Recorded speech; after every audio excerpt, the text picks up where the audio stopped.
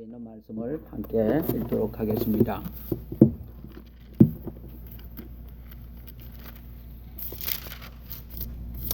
출애굽기 2장 1절에서 10절까지 있는 말씀을 우리 교독하도록 하겠습니다. 제가 한 구절 읽고 여러분 한 구절 읽고 마지막 구절은 우리 다 함께 읽을 수 있도록 그렇게 하겠습니다. 제가 먼저 읽습니다. 레위의 집에 한 남자가 가서 레위의 딸을 취해 아내로 삼으리라. 그 여인이 스타의 아들을 낳아 그가 준수한 아임을 보고 6달 동안 그를 숨겼으나 더 숨길 수 없게 되매 그를 위하여 갈대로 만든 개를 가져다가 진흙과 역청으로 바르고 아이를 그 안에 담아 강가의 부들 사이에 두니 그의 누이가 그에게 무슨 일이 일어났는지 알아보려고 멀리 서 있었더라. 파라오의 딸이 강에서 모욕하러 내려오고 그녀의 시녀들은 강가를 거닐었는데 그녀가 부들 사이에서 그 개를 보고 자기 시녀를 보내어 그것을 가져오게 하리라.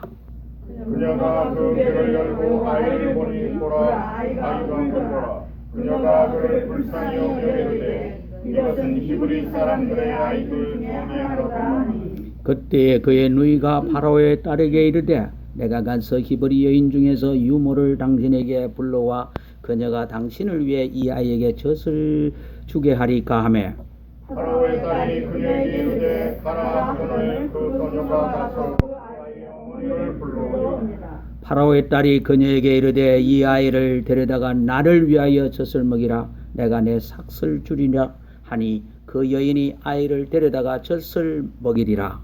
그 아이가 자라매 그녀가 그를 파라오의 딸에 데려가니 그가 그녀의 아들이 되리라. 그녀가 그의 이름을 모세라 하고 이르되 내가 그를 물속에서 건져내었기 때문이라 하였더라. 아멘. 살아계신 하나님 아버지, 귀한 하나님의 말씀을 이 시간에 나누게 됩니다. 성령 하나님께서 각자 심령 속에 역사해 주셔서 진리의 말씀이 밝혀 드러나고 그 진리의 말씀을 받아들이고 그 진리의 말씀대로 살고자 하는 믿음의 결단을 통하여서 내 자신을 드리는 복되고 아름다운 시간이 되게 역사해 주시옵소서. 예수님의 이름으로 기도드렸습니다. 아멘.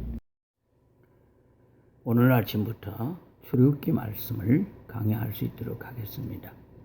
출애굽기 말씀 가운데에서 우리가 자세히 살펴보아야 할 인물이 있는데 그 인물은 여러분들이 너무나 잘 아는 모세라는 사람입니다. 그래서 오늘 이 아침에 모세의 출생과 그리고 모세 출생 당시의 시대적인 배경을 통하여서 하나님의 말씀에 대한 도전을 받기를 원합니다. 모세의 생애를 평가할 때에 신명기 34장 7절에서 10절까지 있는 말씀을 보면은 이렇게 평가를 하고 있습니다. 모세가 죽을 때에 나이가 120세였으나 그의 눈이 어둡지 아니하고 타고난 힘이 줄지 아니하였더라. 그리고 10절에 그 뒤로 이스라엘에서 모세와 같은 대언자가 일어나지 아니하였나니 그는 주께서 얼굴을 마주 대하여 아시던 자더라. 모세에 대해서 신명기 34장 10절은 이렇게 평가를 합니다. 모세와 같은 대언자가 다시 일어나지 못했다는 사실 하나와 그리고 모세는 하나님과 서로 얼굴을 마주 대하여 알던 자라고 이렇게 평가하고 있습니다.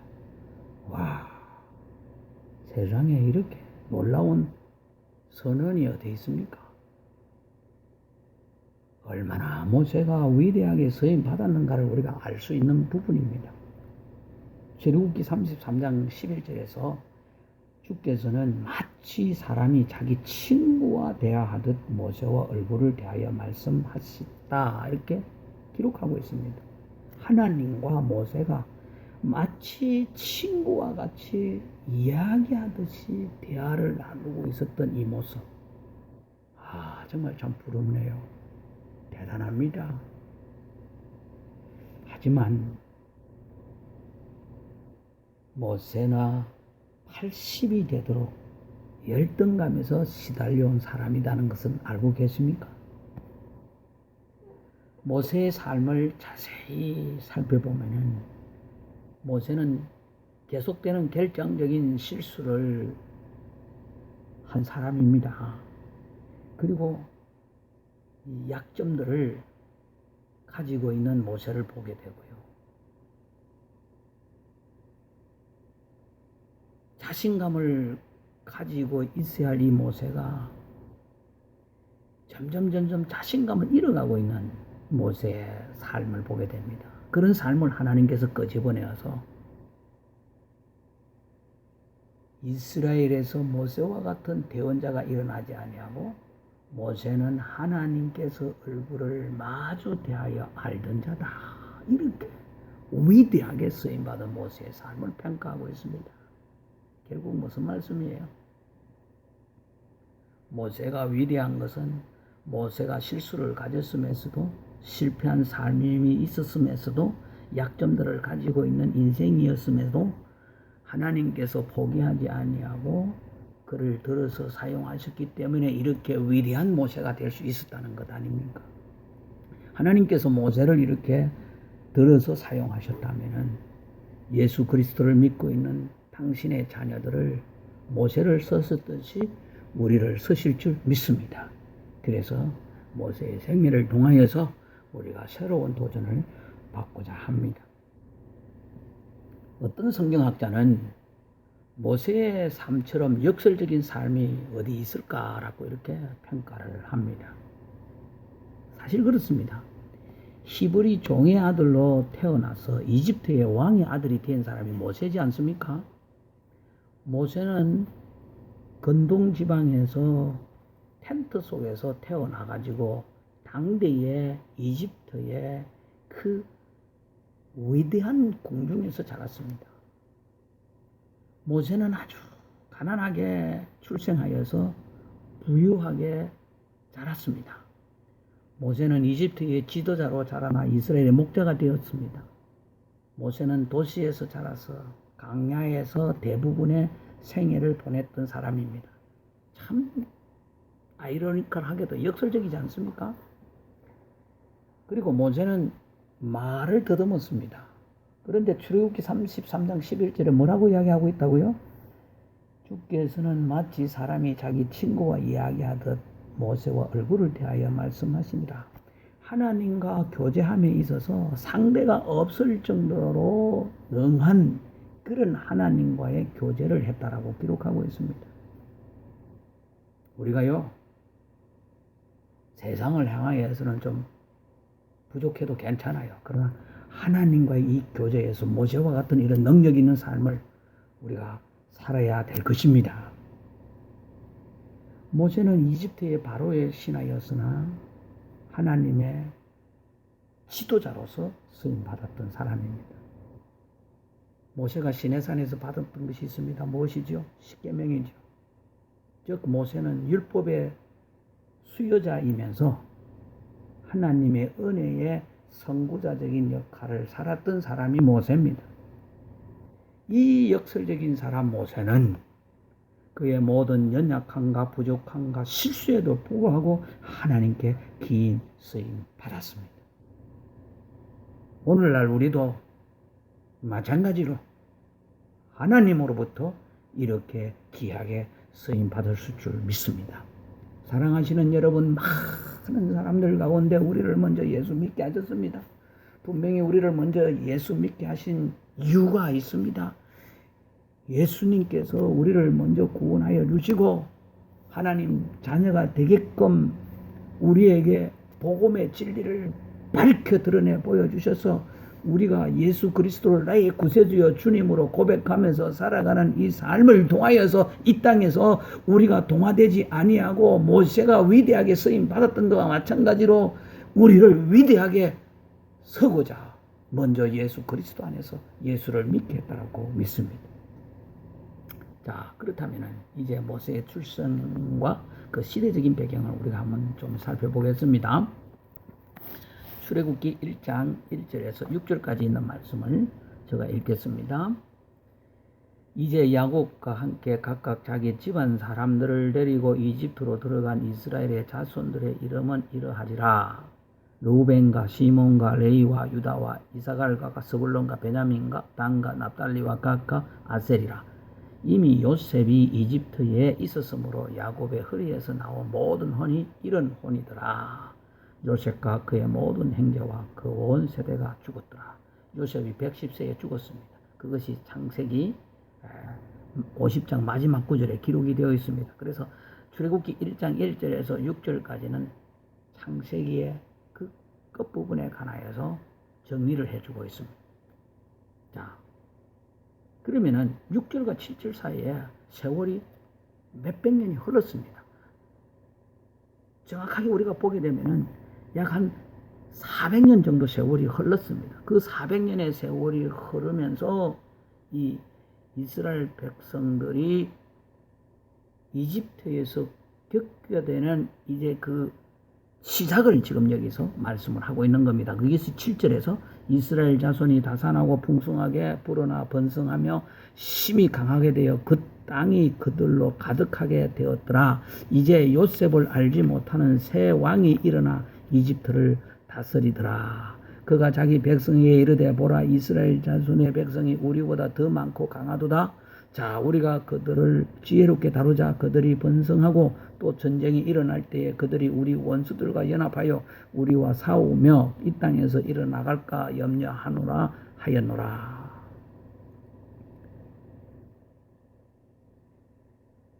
요셉을 알지 못하는 새 왕이 이집트를 다스리게 되었습니다. 이 새 왕은 역사 속에서 이집트의 제18왕조 가운데 투트모세 1세라는 사람으로 추측합니다.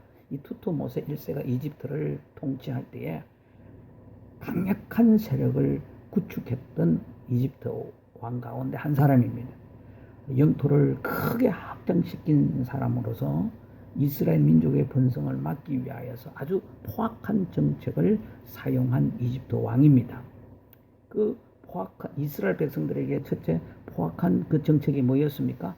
고된 노역을 통해서 이스라엘 백성들의 인구가 번성하는 것을 막으려고 했습니다. 그러나 그 성과가 미비했습니다. 자, 11절과 12절을 보십시다. 그러므로 그들이 자국 감독들을 그들 위에 세우고 그들에게 무거운 짐을 주어 그들을 괴롭게 하였더라. 그들이 파라오를 위하여 국고도시 곧 비동과 라암셋을 건축하였더라. 그러나 그들이 그들을 괴롭게 할수록 그들이 더욱 번성하고 증가하므로 그들이 이스라엘 자손으로 인하여 근심하였더라. 고된 노역을 통해서 출산을 막으려고 했지만은 성과는 미비했습니다. 그러다 보니까 이제 더 큰 강력한 포악한 정책을 쓰게 됐는데 산파들에게 히브리인들 가운데에서 출생하게 될 때 아들이 태어나면 죽이고 딸이면 살려두라고 이렇게 명령을 했습니다.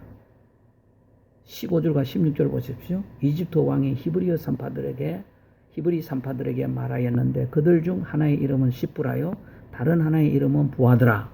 그가 이르되 너희가 히브리 여인들을 위하여 산파의 직무를 행할 때에 해산대 위의 여인들을 살펴보아 그것이 아들이거든 너희는 그를 죽이고 딸이거든 살릴지니라 하였으나. 자, 산파들에게 아들이면 죽이고 딸이면 살려둘 것을 명령했습니다. 많은 산파들이 있지만은 여기 출애굽기 1장 15절에 히브리 산파들에게 말하고 있는 이집트 왕의 그 기록이 나와 있습니다. 근데 그 히브리 산파의 이름이 나와 있습니다. 한 사람은 시브라고 다른 한 사람은 부하입니다. 시브라와 부하가 히브리 산파로서 어떤 역할을 하게 되는가 여기 이렇게 기록을 해놨습니다. 사랑하시는 여러분, 그 당시에 많은 산파들이 있지 않았겠어요? 그런데 유독 이 시브라와 부하라는 사람의 이름을 기록한 것은 이분들만이 하나님을 두려워하고 하나님 편에 서 있었기 때문에 그렇습니다. 17절에 보세요. 산파들이 하나님을 두려워하여 이집트 왕이 자기들에게 명령한 대로 하지 아니하고 사내 아이들을 살려두리라. 산파들이 누구를 두려워했다고요? 하나님을 두려워했습니다. 그래서 하나님을 두려워함으로 말미암아 이집트 왕이 자기들에게 명령한 대로 하지 아니했다 그랬습니다. 세상 속에 있지만 세상 속에 동화되지 아니하고 하나님의 말씀의 원리를 붙잡고 살아가는 우리 그리스도인들을 여기 말씀하고 있습니다. 그렇습니다. 사랑하시는 여러분, 우리 교회 그리스도인들이, 우리 교회에 나오는 성도님들이 여기 히브리 산파 십부라와 부하와 같은 역할을 할 수 있는 삶을 이 땅에서 살아가면서 우리의 삶의 현장에서 살 수 있기를 바랍니다. 그러려면 우리가 하나님을 두려워해야 됩니다. 하나님을 두려워한다는 것은 무엇입니까? 하나님을 경외한다는 것입니다. 하나님을 경외한다는 것은 무엇입니까? 하나님을 사랑한다는 것입니다. 하나님을 따르겠다는 겁니다.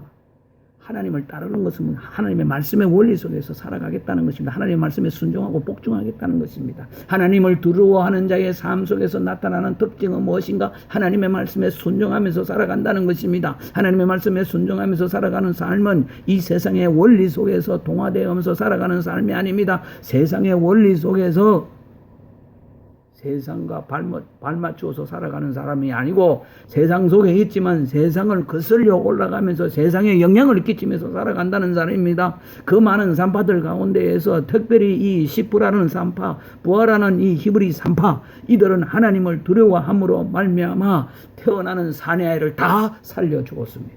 그러니까 이집트 왕이 두 산파를 불렀습니다. 18절에 보세요. 이집트 왕이 산파들을 불러 그들에게 이르되 너희가 어찌하여 이 일을 행하고 사내 아이들을 살려두느냐 하니 19절 보세요. 산파들이 파라오에게 이르되 히브리 여인들은 이집트 여인들 같지 아니하고 생기가 넘쳐서 산파들이 자기들에게 오기 전에 해산하나이다 하매 얼마나 지혜롭게 참 대답을 하고 있습니까? 이렇게 이야기하는데 이집트 왕이 뭐라고 이야기할 게 있습니까? 그러나 두 히브리 산파가 고의적으로 이 남자아이를 살렸다는 것이 발각되면 이들은 어떻게 됩니까? 죽어야 됩니다. 목숨을 내어놓고 하나님을 두려워했던 사람입니다. 우리가 이 땅에서 살아가면서 정말 예수를 믿는 삶의 현장이 우리가 생명을 내어놓을 만큼 이 세상은 혼탁하다라고 볼 수 있습니다. 그런데 우리는 어떻게 삽니까? 적당하게 살아가고 있지 않습니까? 적당하게 살아가는 삶을 통하여서 하나님께서 역사하시겠습니까? 그렇지 못할 것입니다. 하나님께서 이 히브리 산파를 어떻게 축복하십니까? 이러므로 하나님께서 그 산파들을 선하게 대우하시니 하나님께서 그 산파들을 어떻게 했다고요? 선하게 대우해 주셨다 그랬습니다. 백성이 번성하고 힘이 강하게 되었다고 했습니다. 이스라엘 백성의 전체가 번성하고 강하게 되었다는 그 말씀 안에서 특별히 두 산파의 그 가정이 번성하고 힘이 강하게 되었다는 말씀도 포함되어 있다는 사실을 기억해야 합니다. 그리고 21절에 보세요. 산파들이 하나님을 두려워하였으므로 그분께서 그들의 집을 세워주셨더라. 하나님께서 두 산파의 집을 세워줬더라고 말씀을 하고 있습니다. 사랑하시는 여러분, 우리가 믿음으로 살아가고 하나님을 바라보면서 하나님의 방법대로 살아가게 될 때 하나님께서 우리를 세워주실 줄 믿습니다. 만약에 우리가 우리 방법대로 내 중심적으로 살아간다면 하나님께서 우리를 세워주시지 않을 것입니다. 안 된다고 포기하지 말고 하나님의 방법대로 살아갈 수 있는 우리의 믿음의 생활이 될 수 있기를 바랍니다. 모세는 분명히 살아날 수 없는 시대적인 배경 가운데에서 태어났습니다. 그러나 하나님께서 기가 막히게 모세를 보호하고 이런 참 히브리 산파들의 그 역할을 하는 가운데에서 모세가 살 수 있었다는 것입니다. 자, 그럼에도 불구하고 22절에 있는 말씀을 보세요. 파라오가 자기의 온 백성에게 맹하여 이르되 너희는 아들이 태어나거든 다 강에 던지고 딸은 다 살려두라 하였더라. 두 히브리 산파가 정말 하나님을 두려워함으로 말미암아 하나님의 일을 해나가고 있을 때에 사탄은 계속해서 공격하고 있었습니다. 사랑하시는 여러분, 이집트 왕의 명령은 확고했습니다. 사탄은 변함없이 우리를 공격해 옵니다. 그렇기 때문에 우리는 끊임없이 마귀를 대적해야 합니다. 마귀를 대적한다는 것이 무엇입니까? 하나님의 말씀을 붙잡고 주님을 바라보면서 가는 삶입니다. 우리가 힘들고 어렵다고 하더라도 타협하지 아니하고 주님을 바라보면서 나아갈 수 있는 삶이 되어야 될 줄 믿습니다. 너희가 첫째로 하나님의 왕국과 그분의 의를 구하라. 그리하면 이 모든 것을 너에게 더하여 주시리라고 말씀하고 있지 않습니까? 우리 그리스도인들이 추구해야 할 복은 무엇입니까? 우리 그리스도인들은 내 호주머니가 두둠하게 되는 그 축복을 말씀 속에서 약속하시지 않았어요. 사람이 떡으로만 살 것이 아니요 하나님의 말씀으로 살 것이라.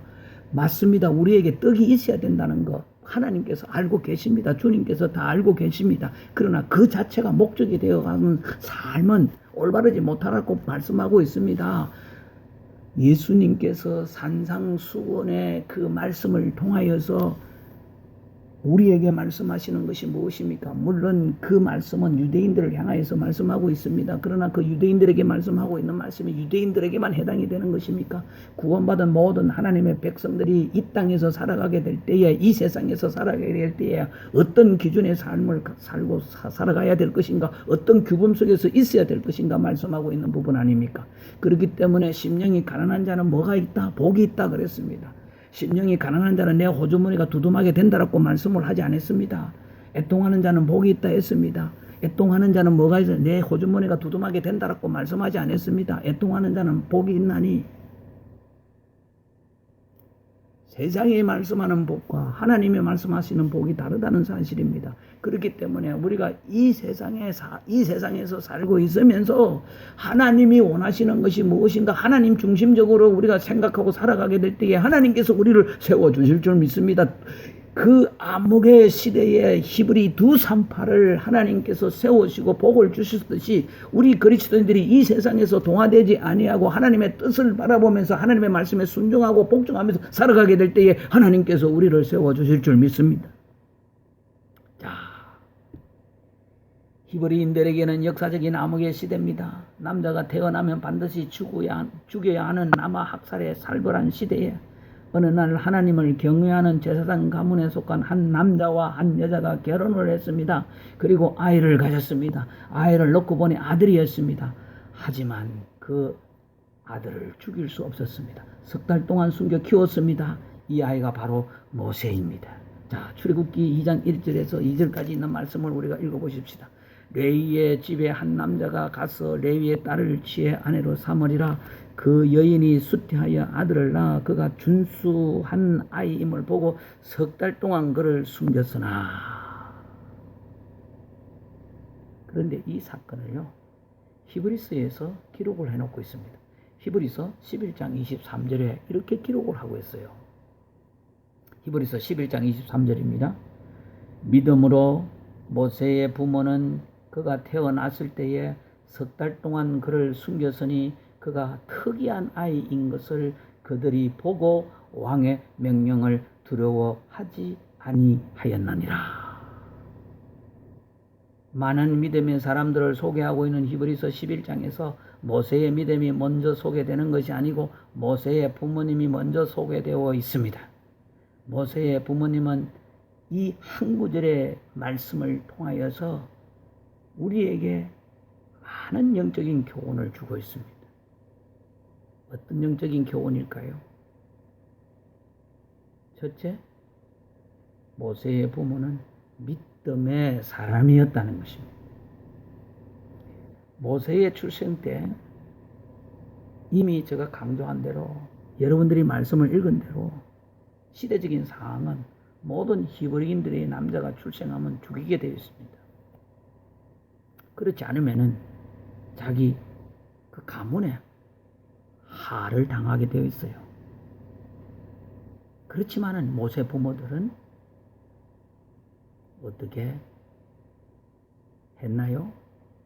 모세를 석 달 동안 숨겼습니다. 왜요?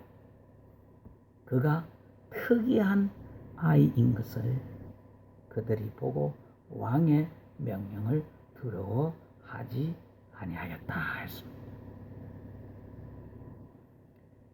무슨 말씀입니까?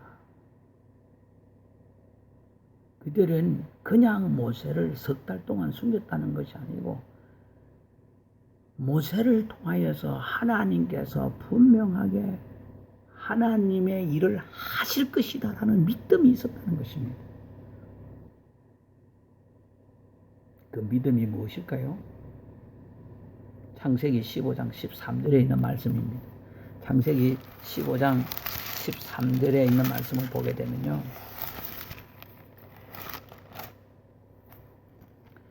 그분께서 아브라함에게 이르시되 너는 확실히 알라. 즉 내 씨가 자기들의 소유가 아닌 땅에서 나그네가 되어 그들을 섬기겠고 그들이 400년 동안 그들을 괴롭히리라. 아브라함에게 하나님께서 확실하게 말씀을 하셨습니다.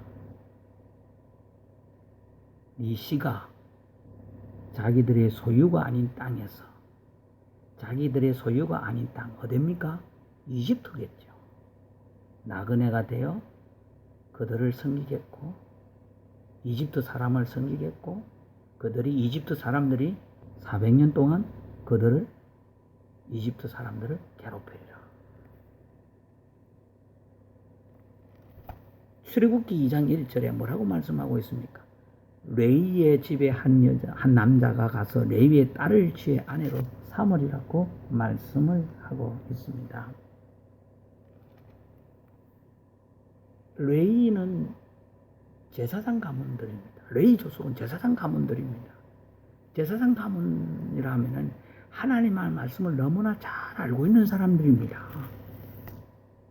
모세의 부모는 이 하나님의 말씀을 붙잡고 있었다는 것입니다. 그리고 보세요. 창세기 15장 14절에서부터 제가 16절까지 말씀을 읽어볼게요. 또한 그들이 섬길 그 민족을 내가 심판하리니 그 뒤에 그들이 큰 재물을 가지고 나오리라. 그들이 400년 동안 그들을 괴롭히라. 그 후에 이스라엘 민족이 이집트 땅에서 큰 재물을 가지고 나오겠다는 겁니다. 너는 평안히 네 조상들에게로 가겠고 또 충분히 나이 들면 묻힐더이다. 그러니까 아브라함은 충분하게 살 만큼 살다가 주님의 때가 되었을 때에 그는 주님 품에 가게 된다는 겁니다. 그리고 16절에 보세요. 그들은 네 세대 만에 여기로 다시 오리니. 이스라엘 백성들은 4 generation, 네 세대 만에 여기로 다시 오리니 이는 아무리 종족의 불법이 아직 충만하지 아니하였기 때문이라 하시리라. 즉 하나님의 때가 되면은 그 네 세대 만에 다시 가나안 땅으로 돌아오게 될 것이다라는 하나님의 약속의 말씀을 아브라함에게 전해 주었고, 아브라함, 이삭, 야곱, 요셉, 그리고 이스라엘 백성들 가운데 특별히 이 말씀을 기억하고 있는 사람들 뭐 다 기억할 수 있었으면 좋겠지만은 제가 볼 때는 적어도 레위 자손의 모든 사람들은 다 기억했을 거라고요. 그래서 모세의 부모는 출애굽기 2장 2절에 보면 그가 준수한 아이임을 보고 이렇게, 그리고 히브리서 11장 23절에 보면 그가 특이한 아이인 것을 그들이 보고, 사도행전 7장 17절에서 22절의 이 말씀을 종합해 볼 때요, 우리가 어떤 결론을 낼 수 있는가 하면 하나님께서 모세 부모에게 이 아이가 귀하게 쓰실 아이라는 사실을 알려주셨다는 것입니다. 그리고 그들이 하나님의 말씀을 붙잡고 있었기 때문에 이제 아브라함 다음 이삭이 1대, 야곱이 2대, 요셉이 3대, 요셉의 다음 세대, 제4세대가 다가오고 있었습니다. 모세의 부모는 이 약속의 말씀을 붙잡고 있었다는 것입니다. 사실 이 모세의 집안을 따져보면요, 아들이 절대적으로 절박한 상황은 아니었어요. 왜냐하면 이미 이때 모세행 아론이 있었습니다. 아론이 3살이었습니다. 그리고 누나 미리암도 있었습니다. 누나 미리암은 14세에서 한 15세 정도 되었을 겁니다. 그러니까 이 아들과 딸의 이 토리, 그러니까 첫째와 둘째와 이 토리 굉장히 심한 거예요. 보통 모세와 형 아론과 이 3년 토리니까 뭐 우리가 대충 그 정도는 되지 않습니까? 근데 누나 미리암과 이 모세의 형 아론과는 토리 굉장히 심합니다. 제가 왜 이 말씀을 드리는가 하면은 자식 때문에 아주 절박한 상황도 아니었다는 것입니다. 그렇지만 모세 부모는 모세를 살리기로 생명을 내어놓고 결정했다는 것입니다. 바로 그것이 믿음의 결정이었다는 것입니다. 그 믿음의 결정은 하나님의 약속의 말씀을 붙잡고 있었기 때문에 이집트 왕의 명령을 두려워하지 않을 수가 있었다는 것입니다. 우리는 하나님만 두려워합니다. 우리는 세상의 원리 속에서 살아가는 것이 아니고 세상에 살고 있지만 세상에 동화되어서 살아가는 것이 아니고 하나님이 우리에게 가르쳐 주신 말씀의 원리 속에서 살아갑니다. 세상의 원리가 아무리 좋다 할지라도 세상의 원리가 아무리 합법적이라 할지라도 우리는 오직 하나님의 말씀에 순종합니다. 동성연애가 아무리 미국의 모든 주에 합법적으로 인정된다 할지라도 우리는 하나님의 규범대로 살아갑니다. 하나님의 규범은 동성결혼은 죄입니다. 우리는 동의해 줄 수 없습니다. 그렇기 때문에 우리는 이 세상 속에서 하나님의 표준과 기준대로 살아가는 겁니다. 모세 부모는 이런 믿음을 가지고 모세를 석 달 동안 키웠습니다. 그런데 이제 석 달이 커지면 아이 울음소리가 커질 수밖에 없지 않습니까? 그러면 이제 다른 조치를 취해야 되는데 이 다른 조치를 어떻게 취하느냐? 자세히 한번 살펴보십시오. 어떻게 모세를 이집트 궁궐에 넣을 생각을 했습니까? 그러니 이 모세 부모가 믿음의 사람이라는 것입니다. 당대의 최고의 학문을 배울 수 있고 최고의 환경을 가지고 있는 이집트의 궁궐 안에 모세를 넣을 것을 어떻게 좀 이야기하면은 모세를 아주 적정 깊숙한 게 넣을 수 있는 믿음을 가진 계획을 가졌던 부모라고 볼 수 있습니다. 우리가 살아가면서 믿음으로 산다는 것은 그저 내 한 몸 허헉거리면서 살아가는 삶이 아닙니다. 그렇기 때문에 사랑하시는 여러분, 우리가 믿음의 생활을 할 때 좀 내 형편만, 지금 현재 내 형편만 보지 마시고 내 지금 형편만 보면 쪼그라들 수밖에 없을 것입니다. 우리 예수 믿는 자의 삶은 쪼그라드는 삶이 아니고 뻗어나가는 삶이 되어야 될 줄 믿습니다.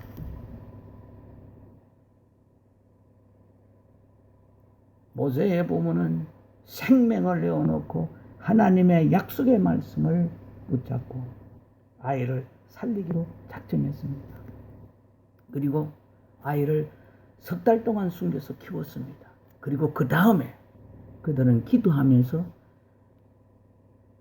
계획을 세웠는데 믿음으로 계획을 세웠습니다. 반드시 모세는 이 아이는 하나님께서 쓰신다.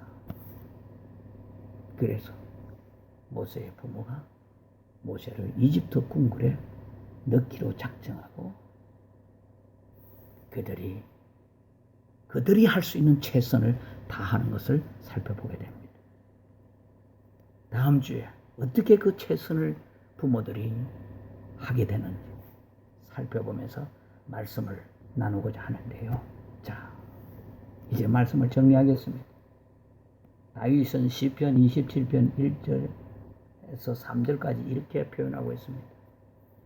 주는 나의 빛이요 나의 구원이시니 내가 누구를 두려워하리요? 주는 내 생명의 힘이시니 내가 누구를 무서워하리요? 사악한 자들 곧 나의 원수들 나의 대적들이 내 살을 먹으려고 내게로 왔다가 걸려서 넘어졌도다. 군대가 나를 대적하여 진을 칠지라도 내 마음이 두려워하지 아니하며. 하나님을 두려워하는 자를 하나님은 지켜주십니다. 하나님을 두려워하는 자를 하나님께서 세워주십니다. 하나님을 두려워하는 자에게 하나님은 그 자녀들에게 필요를 공급해 주십니다. 하나님을 두려워하는 자에게 하나님은 모든 것을 합력하여 선을 이루십니다. 히브리 2:3파 그리고 모세의 부모의 특징이 있습니다.